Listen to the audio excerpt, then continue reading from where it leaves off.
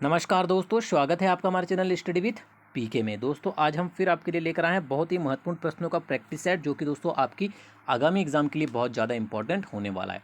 जी हाँ दोस्तों, हर एक प्रश्न को ध्यान से पढ़िएगा, यहाँ से आपको क्वेश्चन एग्जाम में जरूर देखने को मिलेंगे। ठीक है, तो चलिए दोस्तों बिना किसी देरी के स्टार्ट करते हैं वीडियो। अगर आप चैनल को पहली बार देख रहे हैं या इस चैनल पर अभी भी नए हैं तो दोस्तों चैनल को सब्सक्राइब कर लीजिए और वीडियो को अंत तक जरूर देखिएगा। सभी प्रश्न दोस्तों आपके एग्जाम से रिलेटेड है, कोई भी क्वेश्चन बाहर का नहीं होगा। ठीक है, यहाँ से क्वेश्चन आपको एग्जाम में जरूर देखने को मिलेंगे। तो चलिए देखते हैं पहला प्रश्न क्या है। मध्य प्रदेश में पैरा पुलिस फोर्सेस किस रूप में कार्य करती है? मोस्ट आईएमपी क्वेश्चन है। ठीक है, याद रखिएगा दोस्तों, मध्य प्रदेश में नगर सेना पैरा पुलिस फोर्स के रूप में कार्य करती है। ठीक है ना, और ये अपनी सेवाएं जो है दोस्तों वो ट्रैफिक, सार्वजनिक संपत्ति और उच्च अधिकारियों की सुरक्षा के लिए प्रदान करती है। ये चीज़ आपको पता होना चाहिए। ठीक है, तो ऑप्शन नंबर डी आपका आंसर हो जाएगा। ठीक है ना, एग्जाम के लिए दोस्तों बहुत ही महत्वपूर्ण प्रश्न है, आपको याद रखना है। चलिए आगे बढ़ते हैं दोस्तों। अगला प्रश्न है आपका, मध्य प्रदेश में स्थानीय निकायों में महिलाओं को कितना आरक्षण प्राप्त है? ठीक है, आपको बताना है दोस्तों, मध्य प्रदेश में स्थानीय निकायों में महिलाओं को कितना आरक्षण प्राप्त है। तो याद रखिएगा दोस्तों कि मध्य प्रदेश की विधानसभा ने वर्ष 2007 में पंचायतों और स्थानीय निकायों में महिलाओं को 50% आरक्षण देने का विधेयक सर्वसम्मति से पारित किया था। ठीक है, तो आपको पता होना चाहिए स्थानीय निकायों में जो महिलाओं को कितना आरक्षण प्राप्त है दोस्तों, 50%। ठीक है ना, याद रखिएगा, एग्जाम के लिए अच्छा क्वेश्चन है। चलिए आगे बढ़ते हैं। बधाई है most IMP question, the most IMP question. Exam में बहुत बार ये क्वेश्चन रिपीट हो चुका है दोस्तों। याद रखिएगा कि जो बधाई है, ठीक है, 4 ऑप्शन दिए गए हैं आपको, इनमें से बताना है कि बधाई के लिए कौन सा जो ऑप्शन है आपका सही होगा। तो दोस्तों जो बधाई है ना, वो दोस्तों बुंदेलखंड का लोक नृत्य है। बिल्कुल रख लीजिएगा, बधाई जो है वो बुंदेलखंड का लोक नृत्य है। ठीक है ना, याद रखिएगा। चलिए आगे बढ़ते हैं दोस्तों, अगला क्वेश्चन देख लेते हैं क्या है। विश्व बैंक की समूह संस्था के रूप में अंतर्राष्ट्रीय वित्त निगम आईएफसी का मुख्यालय कहाँ पर स्थित है? ठीक है, आपको बताना दोस्तों कि आईएफसी का मुख्यालय कहाँ पर स्थित है। तो याद रखिएगा दोस्तों, इसका जो मुख्यालय है वो वॉशिंगटन डीसी। ठीक है, याद रखिएगा, वॉशिंगटन डीसी में स्थित है। ठीक है, अगर आपको एग्जाम में पूछा जाता है तो आपको पता होना चाहिए। ठीक है ना, चलिए आगे बढ़ते हैं। और दोस्तों अगर आपको इसकी स्थापना पूछा जाए, ठीक है, आईएफसी की अगर स्थापना पूछी जाए तो ये भी आपको याद रखना दोस्तों, वर्ष 1956 में इसकी स्थापना हुई थी। ठीक है ना, चलिए आगे बढ़ते हैं। G20 समूह की स्थापना किस वर्ष 7 देशों द्वारा मिलकर की गई थी? ठीक है, आपको बताना दोस्तों कि G20 समूह की जो स्थापना है वो किस वर्ष 7 देशों द्वारा मिलकर की गई थी? तो दोस्तों ये की गई थी वर्ष 1999 में। ठीक है ना, याद रखना है आपको। और इसमें कौन कौन से 7 देश हैं ये भी आपको याद रखना है दोस्तों। ठीक है ना, G20 में अगर आपको पूछा जाता है तो दोस्तों वो देश हैं आपके America, Canada, Britain, Germany, Japan, France और इटली। ठीक है, ये 7 देश G20 समूह में हैं। ठीक है, याद रखिएगा। तो ऑप्शन नंबर ये आपका आंसर हो जाएगा। और इसकी स्थापना किस वर्ष हुई थी? तो वर्ष 1999 में हुई थी। चलिए आगे बढ़ते हैं। एशियाई विकास बैंक के निम्नलिखित में से क्या उद्देश्य है? मोस्ट आईएमपी क्वेश्चन है दोस्तों, आपको बताना है कि एशियाई विकास बैंक के निम्नलिखित में से क्या उद्देश्य हैं। दोस्तों आपको 4 उद्देश्य दिए गए हैं, आपको बताना है कि इनमें से कौन कौन से उद्देश्य जो हैं दोस्तों वो एशियाई, ठीक है ना, विकास बैंक के हैं। ठीक है, एशियन डेवलपमेंट बैंक ADB के उद्देश्य क्या क्या हैं। पहला उद्देश्य है आपका एशिया के सुदूर पूर्व के देशों में आर्थिक विकास के लिए सार्वजनिक तथा निजी पूंजी के विनियोग को प्रोत्साहित करना, सदस्य देशों की विकास की परियोजनाओं तथा कार्यक्रमों का निर्माण, वित्त प्रबंधन एवं उनके क्रियान्वयन के लिए तकनीकी सहायता देना, ऐसे कार्यों को बढ़ावा देना जो बैंक की प्रगति में बाधक ना हो। और ऑप्शन नंबर 4 है आपका सदस्य देशों को उच्च दर पर अल्पकालिक सहायता देना। ठीक है, तो दोस्तों इनमें से जो आपका आंसर हो जाएगा, जो इसका उद्देश्य है, आपको दोस्तों यहाँ ऑप्शन दिए गए हैं A, B, C और D, 1 और 2 दोनों, 1, 2 और 3 तीनों, या 1, 2 और 4, या ये सभी। आपको बताना है कि जो आपको उद्देश्य दिए गए हैं दोस्तों 1, 2, 3, 4, इनमें से कौन कौन से उद्देश्य हैं जो एशियाई विकास बैंक के हैं। ठीक है, तो दोस्तों आपका आंसर जो हो जाएगा दोस्तों, याद रखिएगा, ऑप्शन नंबर B, 1, 2 और 3। ठीक है, 1, 2 और 3 जो है दोस्तों, मतलब 1, 2 और 3। ठीक है, 1, 2 और 3 ये तीनों उद्देश्य जो हैं आपके एशियाई विकास बैंक के हैं। ठीक है, तो ऑप्शन नंबर बी आपका आंसर हो जाएगा, जो कि आपको नीचे दिया गया है। ठीक है ना, चलिए आगे बढ़ते हैं। मध्य प्रदेश के प्राचीन जनपद अनूप का वर्तमान नाम क्या है? ठीक है, आपको बताना दोस्तों कि मध्य प्रदेश के प्राचीन जनपद अनूप का वर्तमान नाम क्या है। अगर एग्जाम में पूछा जाता है तो याद रखिएगा दोस्तों, इसका जो वर्तमान नाम है, ठीक है, वो है दोस्तों खंडवा। ठीक है, याद रखिएगा, ऑप्शन नंबर सी आपका आंसर हो जाएगा। यहाँ दोस्तों थोड़ा सा सीक्वेंस अलग हो गया है, ABCD, बस आपको खाली याद रखना है खंडवा। ठीक है, मध्य प्रदेश के प्राचीन जनपद का जो अनूप का जो वर्तमान नाम है वो है खंडवा। चलिए आगे बढ़ते हैं। शुंग वंश के किस शासक ने सम्राट अशोक द्वारा निर्मित सांची के स्तूप को नष्ट करवा दिया? Most IMP question. ठीक है, बिल्कुल रट लीजिएगा कि शुंग वंश के किस शासक ने, ठीक है, शुंग वंश के किस शासक ने सम्राट अशोक द्वारा निर्मित सांची के स्तूप को नष्ट करवा दिया? वो था दोस्तों, याद रखिएगा, एग्जाम में आपको ये क्वेश्चन देखने को मिलता है तो बिल्कुल रट लीजिएगा दोस्तों। ये करवाया था नष्ट पुष्यमित्र शुंग ने। ऑप्शन नंबर ए आपका आंसर हो जाएगा, पुष्यमित्र शुंग ने। ठीक है, चलिए आगे बढ़ते हैं। सल्तनत काल के किस शासक ने मालवा के शासक मलहक देव को पराजित किया? ठीक है, आपको बताना है सल्तनत काल का वह शासक कौन था जिसने मालवा के शासक मलहक देव को पराजित किया था? तो दोस्तों याद रखिएगा, वो था आपका option number D, Alauddin Khilji. ठीक है, जिसने मलहक देव को पराजित किया था। ठीक है, याद रखिएगा।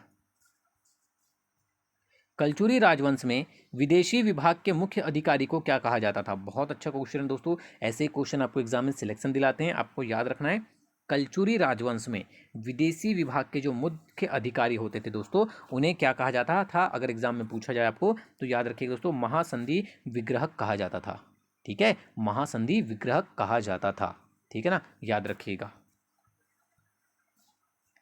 IAAF द्वारा किस पूर्व भारतीय एथलीट को वेटरन पिन अवार्ड से सम्मानित किया गया? बहुत अच्छा क्वेश्चन है दोस्तों, आपको बताना है कि IAAF द्वारा किस पूर्व भारतीय एथलीट को वेटरन पिन अवार्ड से सम्मानित किया गया है। अगर ये क्वेश्चन दोस्तों एग्जाम में आपको देखने को मिले तो याद रखिएगा कि 24 सितंबर, ठीक है, 24 सितंबर 2019 को, ठीक है ना, याद रखिएगा, किसको दिया गया है?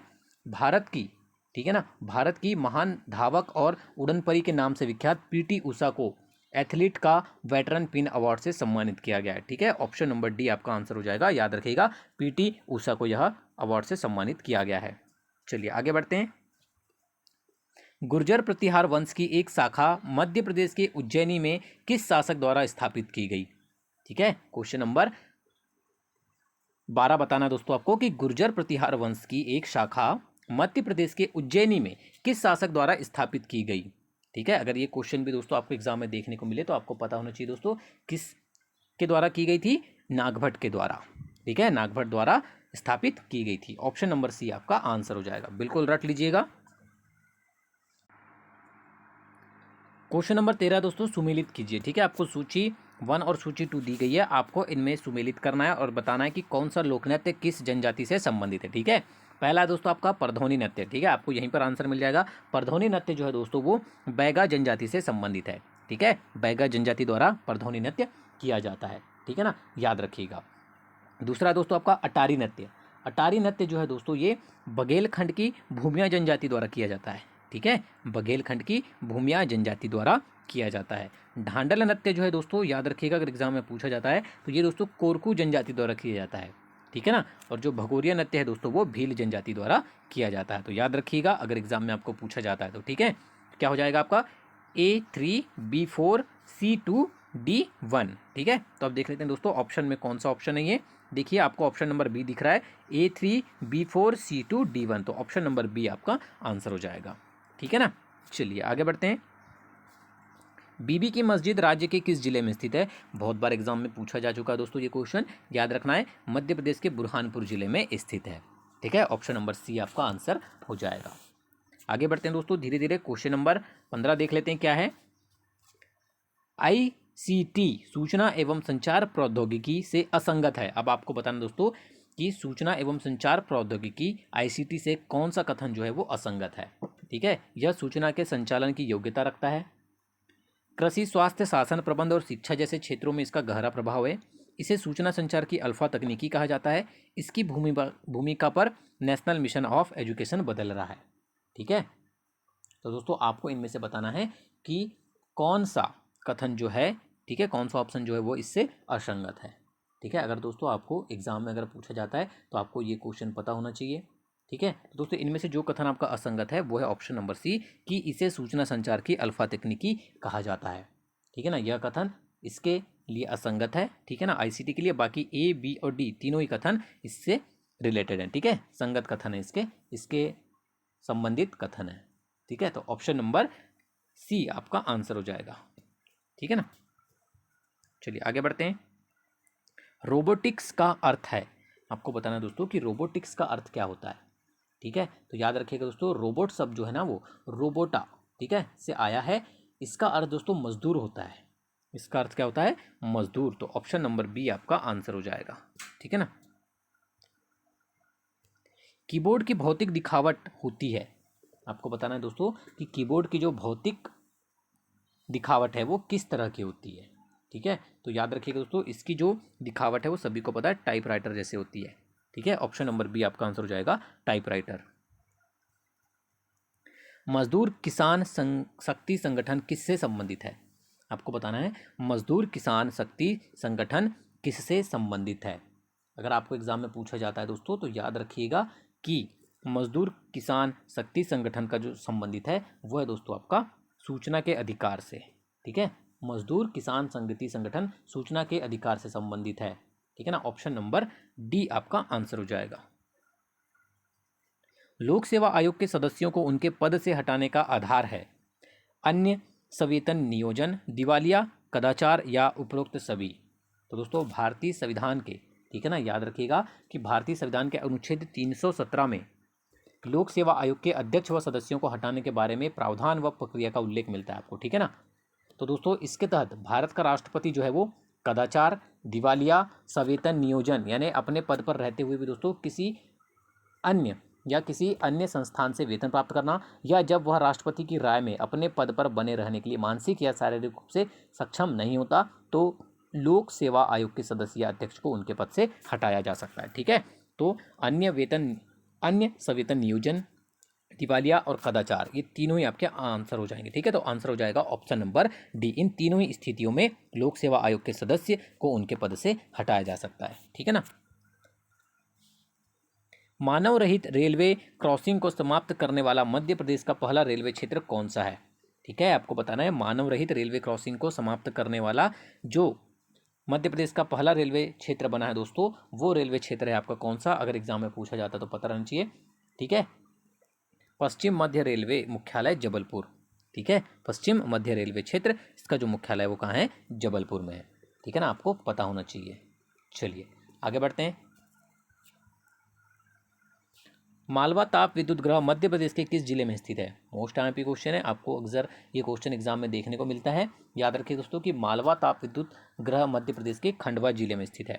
ठीक है, ऑप्शन नंबर सी आपका आंसर हो जाएगा। और अगर इसकी स्थापना पूछा जाता है तो 2008, ये भी याद रखना है आपको। ठीक है ना, चलिए आगे बढ़ते हैं। निम्न में से किस राष्ट्रीय उद्यान में प्रदेश का एकमात्र रेप्टाइल पार्क स्थापना की गई है?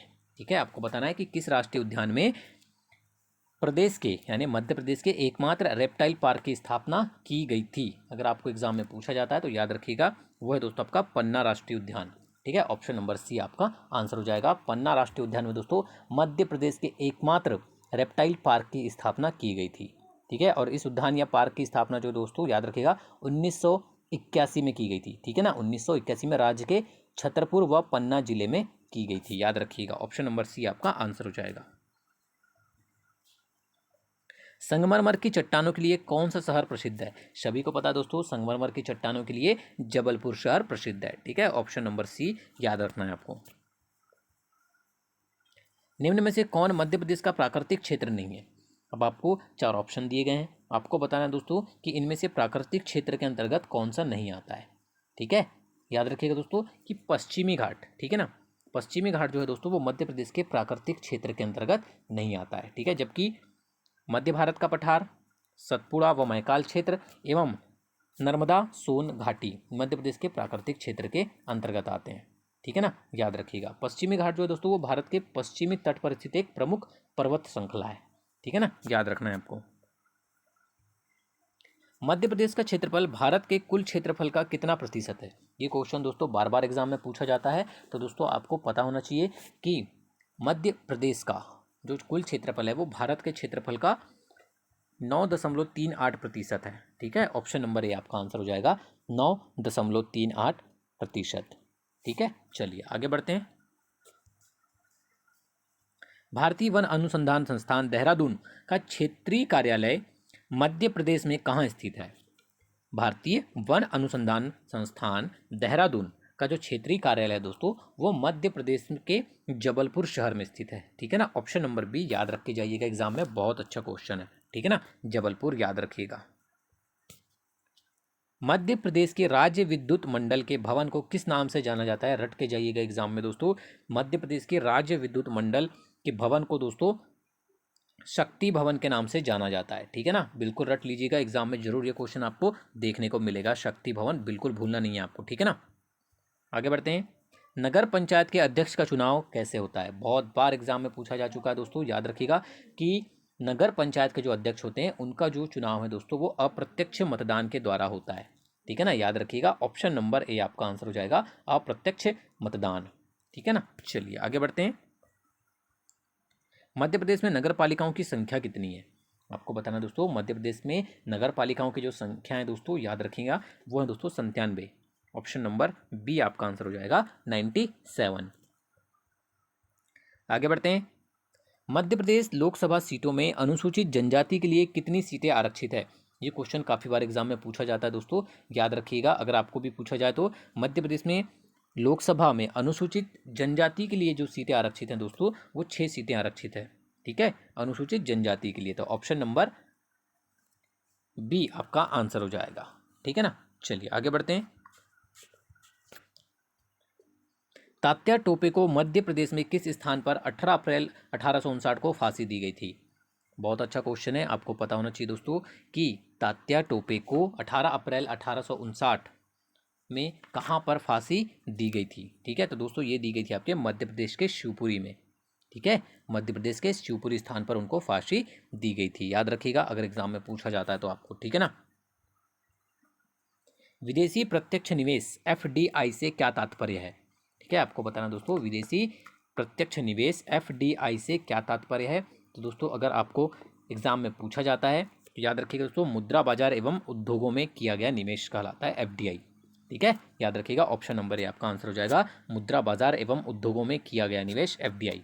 ठीक है, चलिए आगे बढ़ते हैं। निम्नलिखित में से किस खेल की टीम में महिला तथा पुरुष दोनों खिलाड़ी होते हैं? ठीक है, आपको बताना दोस्तों कि महिला तथा पुरुष दोनों ही खिलाड़ी किस खेल में होते हैं? अगर ये क्वेश्चन दोस्तों आपको एग्जाम में पूछा जाता है तो आपको पता होना चाहिए, वो है दोस्तों आपका कार्क बॉल। ठीक है, ऑप्शन नंबर सी आपका आंसर हो जाएगा, कार्क बॉल खेल की टीम में दोस्तों महिला तथा पुरुष दोनों ही खिलाड़ी होते हैं। ठीक है, इस खेल में दोस्तों एक टीम में 8 खिलाड़ी होते हैं जिनमें 4 महिला तथा 4 पुरुष होते हैं। ठीक है ना, याद रखिएगा। क्वेश्चन नंबर 34 है, राष्ट्रीय अनुसूचित जनजाति आयोग के प्रथम अध्यक्ष कौन थे? ठीक है, आपको बताना दोस्तों, राष्ट्रीय अनुसूचित जनजाति आयोग के प्रथम अध्यक्ष कौन थे? अगर एग्जाम में पूछा जाता है तो आपको याद रखना है दोस्तों, कौन थे? नंद कुमार साई। ठीक है, याद रखिएगा, नंद कुमार साई थे। ठीक है, बहुत ही अच्छा क्वेश्चन है, अगर आपको एग्जाम में पूछा जाता है तो आपको पता होना चाहिए। ठीक है ना, कि राष्ट्रीय अनुसूचित जनजाति आयोग के जो प्रथम अध्यक्ष थे दोस्तों वो थे नंद कुमार शाही। बहुत अच्छा क्वेश्चन दोस्तों, एग्जाम के लिए ये क्वेश्चन आपको अक्सर एग्जाम में देखने को मिलता है। ठीक है, चलिए आगे बढ़ते हैं। 35 नंबर क्वेश्चन है, ग्राम सचिवालय प्रणाली प्रारंभ करने वाला भारत का प्रथम राज्य कौन सा है? तो याद रखिएगा दोस्तों, ग्राम सचिवालय प्रणाली को प्रारंभ करने वाला भारत का जो प्रथम राज्य है दोस्तों वो है Andhra Pradesh. Option number C आपका आंसर हो जाएगा। ठीक है ना, चलिए आगे बढ़ते हैं। और इसकी शुरुआत है दोस्तों वो 2 अक्टूबर 2019 को ही की गई। ठीक है ना, याद रखिएगा। चलिए, तो ये थे दोस्तों आज के बहुत ही महत्वपूर्ण प्रश्न जो कि आपके आगामी एग्जाम के लिए बहुत ज़्यादा इंपॉर्टेंट। ठीक है, तो वीडियो को अंत तक देखने के लिए धन्यवाद दोस्तों। वीडियो पसंद आया तो लाइक और शेयर करना बिल्कुल नहीं भूलिएगा। धन्यवाद।